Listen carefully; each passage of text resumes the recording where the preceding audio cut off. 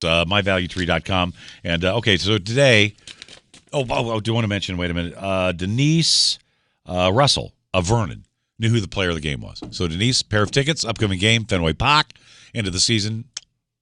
Josh Reddick, okay. Chance to win a brand new John Deere lawn tractor at the end of the season from the fine folks at Farmington Valley Equipment. All right, Alden Davis is here, myvaluetree.com, and this is just kind of one thing we do every Saturday when I'm on is kind of just a little brush up and getting you on the road to success. Absolutely. Thriving in uncertain times, and we have an important topic today, Ray, and it's the power of your attitude. You know, the backdrop for our Saturday morning visits is Star Power, a 5-point system designed to get you into action. Right. And at the top of our star is attitude. 4 times this past week, I've experienced the profound impact of attitude on a person's career and success, and that's why we're going to work on it today. So what is attitude?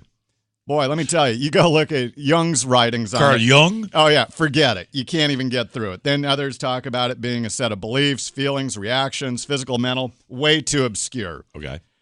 Let's look at it as attitude is a position, like the position of an airplane. They call that its attitude, or in ballet, it's a leg position. Yeah. Think about attitude as how I position myself relative to you, be it physically or mentally. So to another person. Right. Yeah, it's my stance. Okay, go. So now what we're interested in, though, today is how my attitude impacts your perception of me. Okay.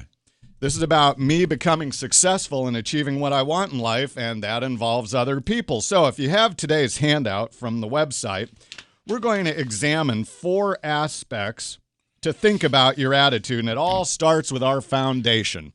You know, Ray, the ever lovely and brilliant Miss Annette over at the University of Hartford would say to me, it's internal versus external locus of control. You go, oh, man, what does that mean? Locus of control.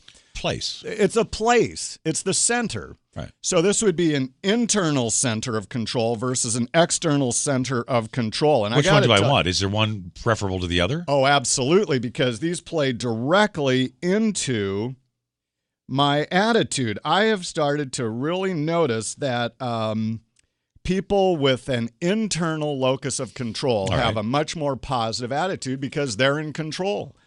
The people with an external locus of control tend to blame everybody else and the environment for the situation they're in. So in other words, it's kind of like that positive vibe that's coming out of you. Oh my goodness. Yeah, you can actually see it in people. That's cool. 4 times this week I've run across this exact thing. And when you really diagnose it, you start to realize that it's about whether people feel they have control or not in the situation. Okay. So my attitude reinforces what I want, but now it's what I really believe I'm worth.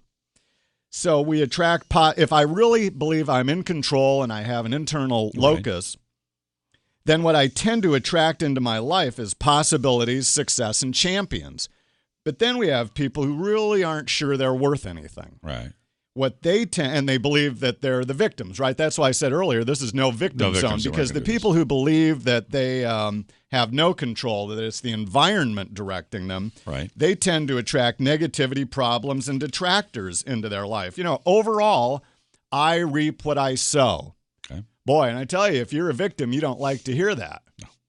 But for attitude, the impact of my attitude, the way we get ourselves in shape on this is actually to perceive myself.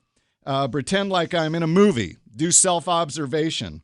Stand outside of myself and look at me. Look at how I'm behaving in the situation.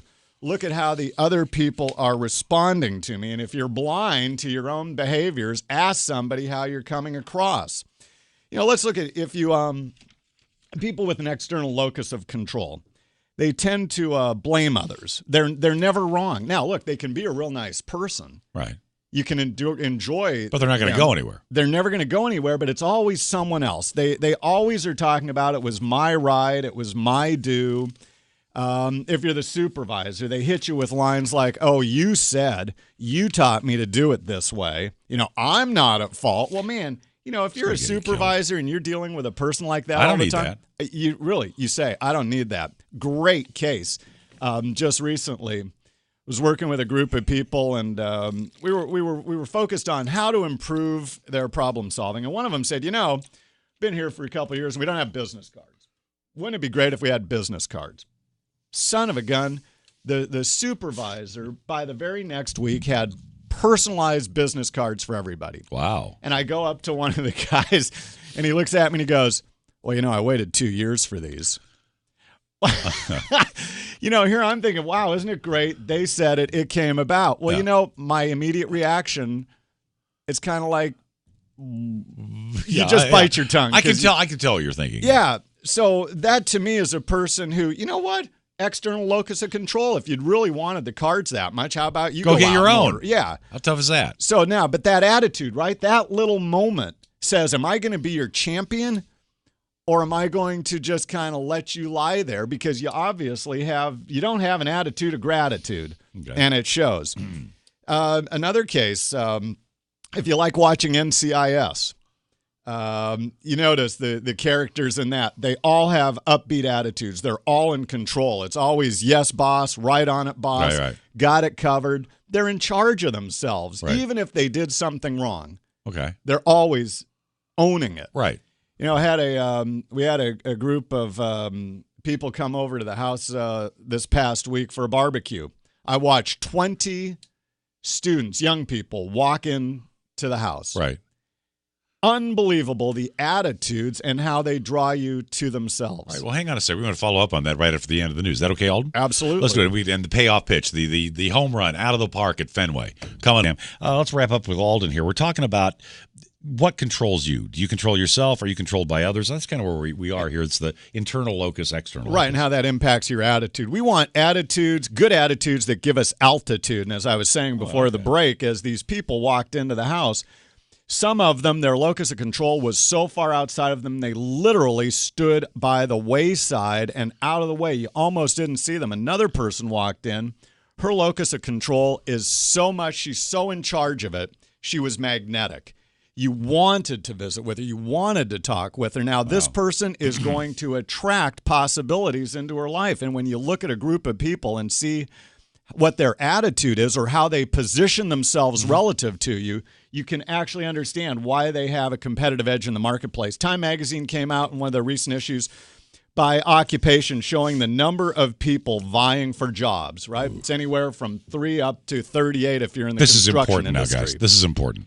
And if you're a hiring manager and you have choice, the question is, when everybody's got equal skills, what's the discriminator? And I will offer attitude is the discriminator. I think so. When I can say, yes, boss, on top of it, boss, when I'm in charge of what I'm doing and I'm not blaming other people, that gives me a much more positive stance in my relationship to the world, and that gives me increased possibilities and choice. So tell you what, continue an exploration of these topics over at myvaluetree.com. It's a worthy investment of your time and energy.